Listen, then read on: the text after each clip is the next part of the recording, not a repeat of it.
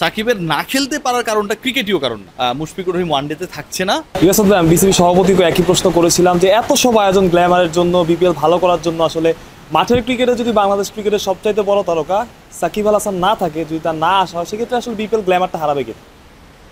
আমার কাছে মনে হয় যে মানে সাকিবের থাকা না থাকা তো একটা, তো এই যে আপনি প্রশ্নটা যে করেছেন, এই প্রশ্ন আপনি কেন করেছেন, বা এই প্রশ্নের উত্তর দেখার চেষ্টা করে মানুষ কেন, যে সাকিব খেলবে কি খেলবে না, মানে সাকিবের কে কেন্দ্র করে একটা আগ্রহের জায়গা আছে। সো যদি ওই আগ্রহটা যদি আপনি মেটাতে না পারেন বা কোনো কারণে ওই আগ্রহের জায়গাটায় যদি গ্যাপটা থেকেই যায়, তাহলে আসলে কিছুটা হলেও তো পুরো আসরের উপর এটার একটা প্রভাব পড়ে। এবং ফারুক আহমেদ কিন্তু বলেছে যে আমরা তো চাই সাকিব খেলুক, কিন্তু সাকিব যে কারণে খেলতে পারছে না, এটা যদি ক্রিকেটীয় কারণ হতো তাহলে বিসিবি সলভ করতে পারতো। সাকিবের না খেলতে পারার কারণটা ক্রিকেটীয় কারণ না, বিসিবি কেন্দ্রিক কারণ না। সো ওই কারণটা যদি অন্য কারণ হয়, সেটা কি সমাধানের ক্ষমতা আপনার কি আছে? আপনার যেমন নেই, বিসিবিরও নেই। মানে আপনার ভূমিকায় বা আমার ভূমিকায় একই ভূমিকা আসলে বাংলাদেশ ক্রিকেট বোর্ডেরও। নাম্বার টু যেটা, সেটা হচ্ছে দেখেন বাংলাদেশে তো অনেক অনেক সুপারস্টার নেই, বাংলাদেশে তো অনেক অনেক তারকা ক্রিকেটার নেই। কোনো কারণে এম এস ধোনি যদি আইপিএল মিস করে, সেখানে বিরাট কোহলি রয়েছে, লোকেশ রাহুল রয়েছে, মানে আমি একদম ডি গ্রেডের স্টারের কথা বলছি, লোকেশ রাহুল, তারপরেও বড় স্টার। ঈশান কিষান ন্যাশনাল টিমে খেলে না, কিন্তু কত টাকায় সে বিক্রি হয়েছে আপনারা খেয়াল করেছেন। রোহিত শর্মা, হার্দিক পান্ডিয়া, মেনি ক্রিকেটার, শুভমান গিল, আপনি অনেককেই পাবেন, জাসপ্রীত বুমরাহ। কিন্তু বাংলাদেশে মানে এমন একটা অবস্থা যে ধরেন আমি যাদের কথা বললাম এরা সবাই কাছাকাছি 18, 19, 20। সাকিব আল হাসান যদি এখানটায় 20 হয়, বাকি যারা খেলছেন বা যারা খেলবেন তারা হয়তো 16, 15 এরকম একটা অবস্থায় রয়েছে। কারণ তার মানে অলরাউন্ডার কেউ নাই, তার মানে বিশ্ব তারকা গ্লোবাল সুপারস্টার কেউ নেই, তার মানে এত এক্সপেরিয়েন্স ক্রিকেটার কেউ নেই, তার মানে এত দিন ধরে অলরাউন্ডার র্যাঙ্কিংয়ের টপ ক্রিকেটার ছিলেন যিনি, এরকম কেউ নেই। সো এতগুলো অ্যাডজেক্টিভ যার সাথে জড়িত, সেই মানুষটা না থাকলে তো তাকে মানুষ মিস করবেই। কিন্তু বিষয়টা হচ্ছে বোঝার যে সাকিব কেন থাকতে পারছেন না।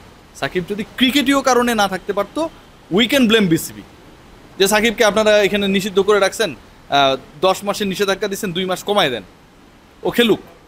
কারণটা যেহেতু নন ক্রিকেটিং, এই জায়গাটা আমার কাছে মনে হয় যে বোঝার রয়েছে। ওয়েস্ট ইন্ডিজ সিরিজে খেলার সম্ভাবনা আছে? না, সম্ভাবনা নেই এখন পর্যন্ত, আমি যতটুকু জানি। বিপিএলকে একদমই সম্ভাবনা নেই সাকিবের আসার? ওয়েস্ট ইন্ডিজ সিরিজে যদি সাকিব আল হাসান না খেলে, বিপিএলে সাকিব আল হাসান খেলবে না। দেখুন, সাকিব আল হাসান 5 দিনের একটা টেস্ট খেলতে আসার জন্য বাংলাদেশে অ্যালাউ হননি নানা কারণে। আমি কি বুঝাতে পারছি? এবং সাকিব আল হাসান যেই কন্ডিশনসগুলো দিচ্ছে, সেগুলো আসলে মেনে নেওয়া কঠিন। সাকিব তো সবার আগে একজন বাংলাদেশের সাধারণ মানুষ। তো সাকিবের যদি এই কন্ডিশনগুলোকে আপনি যদি ওভারলুক করেন, মার্সি করেন, তাহলে তো মানুষ আপনার বিরুদ্ধে বা আমার বিরুদ্ধে যদি একই এলিগেশন থাকে, আপনি আমি প্রশ্ন তুলবো যে আপনার আমার ক্ষেত্রে কেন এই যে মার্সিটা আসলো না। বাংলাদেশের সংবিধান প্রত্যেকটা মানুষকে সমান করেছে। আপনি সাকিব আল হাসান হন, আপনি মারুষ প্রত্যয় হন, কিংবা অন্য কেউ হোক। সো আমার কাছে যেটা মনে হয় যে মার্সি করার অথবা হচ্ছে ওভারলুক করার সুযোগটা আসলে এই মুহূর্তে নেই খুব একটা। এবং সাকিব আল হাসান যেহেতু 5 দিনের টেস্ট খেলতে আসতে পারেননি, 1.5 মাসের বিপিএল খেলতে আসতে পারবেন, এই চিন্তাটা আসলে করাটা খুব বেশি আমার কাছে ইতিবাচক মনে হচ্ছে না। লাস্ট একটা কোশ্চেন, ওয়েস্ট ইন্ডিজ সিরিজে অনেক ইনজুরি দলে, শান্ত থেকে শুরু করে মুশফিকুর রহিম, তাহিদ হৃদয়, আসলে ওদের আপডেটটা কি? তাহিদ হৃদয় খেলতে পারবে শান্ত বা মুশফিক? তাহিদ হৃদয়ের চান্স হচ্ছে এখন পর্যন্ত শেষ না, আবার এখন পর্যন্ত তাহিদ হৃদয় 100% খেলবে সেটা বলার কোনো সুযোগ নেই। আমি যতটুকু জানি final decision yet two be made, এটা এখন পর্যন্ত হয় নাই। মুশফিকুর রহিম ওয়ানডেতে থাকছে না, নাজমুল হোসেন শান্ত ওয়ানডেতে প্রবাবলি থাকছে না, আমি যতটুকু খবর পেয়েছি বা যতটুকু খবর রয়েছে। মুশফিকের না থাকাটা কনফার্ম।